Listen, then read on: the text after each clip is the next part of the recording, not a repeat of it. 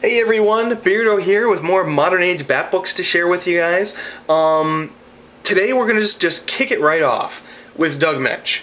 Now Doug Moench is someone who has written Batman probably more than anyone else in the history of his career. He wrote in the Bronze Age from issue 360 to about I think 400. He was basically off the book after Crisis on Infinite Earths.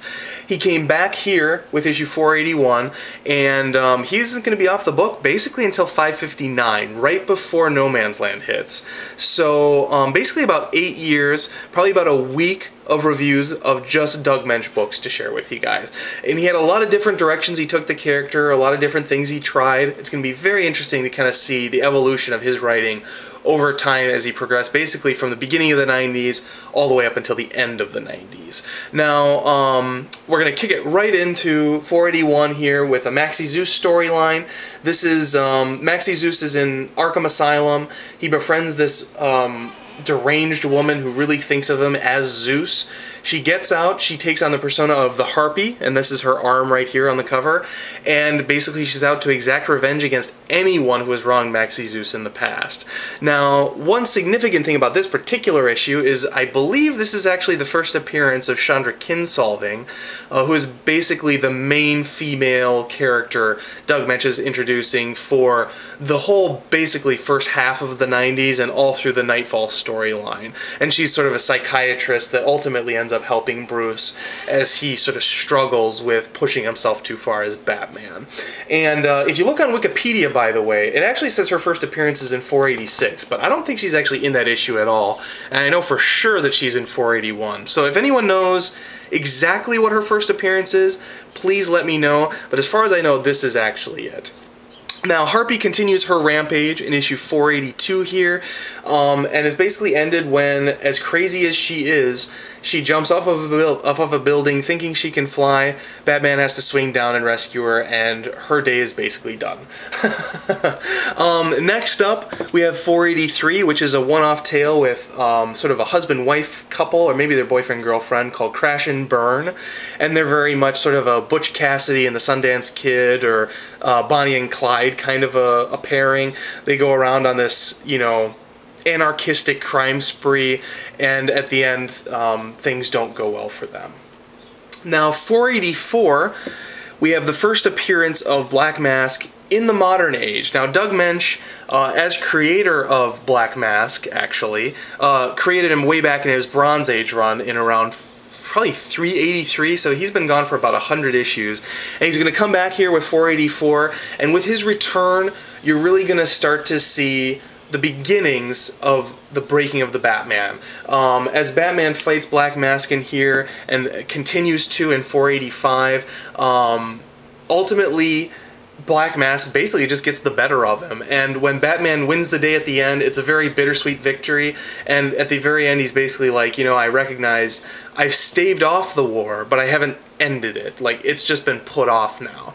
And this war is basically a crime war brought on by the Black Masks as he's created the false faces of Gotham society, which he leads and has several other people sort of under his wing. Now, for those of you guys who are really familiar with Black Mask from previous, or I should say later incarnations during the 2000s, you'll recognize he looks quite a bit different here, and his character is actually quite a bit different as well. He's a lot more of a psychotic in the, for example, like the Judd Winnick run, where he has this basically like a skull face. In 484 and 485, as Doug Moench created him, he's basically a rich boy who everything went wrong for him, and so he's just kind of a brat more than anything else, but he's definitely a thug as well. He feels much more like a thug than he does like a psychopath in these early Black Mask issues. Now, after basically failing to defeat Black Masks, we jump right into another villain of the week that is basically pushing Batman to his limits again with Metalhead, who Batman ultimately defeats, but at great physical cost to himself. Basically, the same thing happens again with issue 487, when a headhunter comes to town. Actually, I think his name is Headhunter as well. And he's basically out to off Jim Gordon. And Batman is doing everything he can to stop it. And eventually, again, he succeeds. But the cost is really great. And everyone is already telling him, like, you gotta lay off, you gotta take a break. But Batman just won't quit. And as much as he keeps failing, the more he feels the need to keep pushing himself, and then the more he fails. And of course, it's just a snowball from there. Now, one important thing that's going on through these issues here is you're really getting a little bit more fleshing out of Jim Gordon and Sarah Essen and their relationship that Alan Grant set up in earlier issues.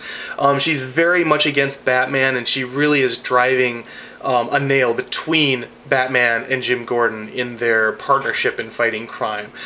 She's constantly pushing Jim Gordon to recognize Batman is a vigilante. He's not what you need for Gotham City. And she's even going so far as to contact Batman with the bat signal and basically warn him off of Jim Gordon. Now, with issue 488, we introduce Azrael into the Batman title specifically. He first appeared in the Azrael, I can't remember the name of the actual miniseries. I think it was like sort of Vengeance or something like that. But this is where he enters Batman proper, and basically Jean-Paul Valley befriends Robin, and Robin sort of enlists him in their fight against crime, recognizing that Batman is really pushing himself to the limit.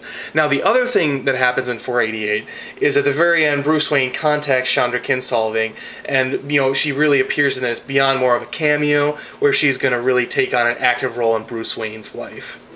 Now, as much as she's trying to help him out, things continue to go south for Batman as Bane makes his first appearance in the actual Batman title. Again, a character who appeared elsewhere first. He was in Vengeance of Bane, the one-off story by Chuck Dixon.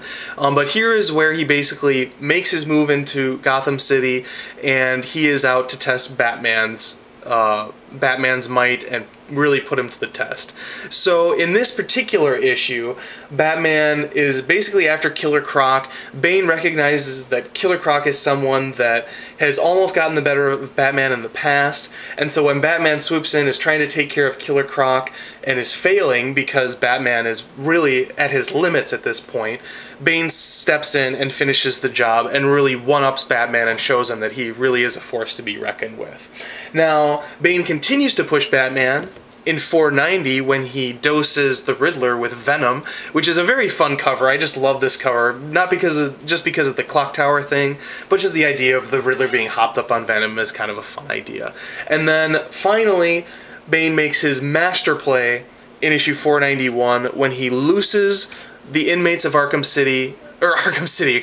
Asylum onto Gotham City, and Batman is left to pick up the pieces, already pushed to his absolute limit, and we'll see next video exactly where that leaves him with the beginning of Knightfall. Now, before I take off, I do want to point out this is the first cover, I believe, by Kelly Jones, who is ultimately going to take over Batman after Knightfall. Still, we have interiors by Jim Aparo, but as you're going through these early Knightfall issues, really relish these Kelly Jones covers, because these covers are really pretty excellent. Very, very strange, very over-the-top and creepy, but still pretty cool. Anyway, this is Beardo signing off for now, and I'll see y'all tomorrow. Bye-bye.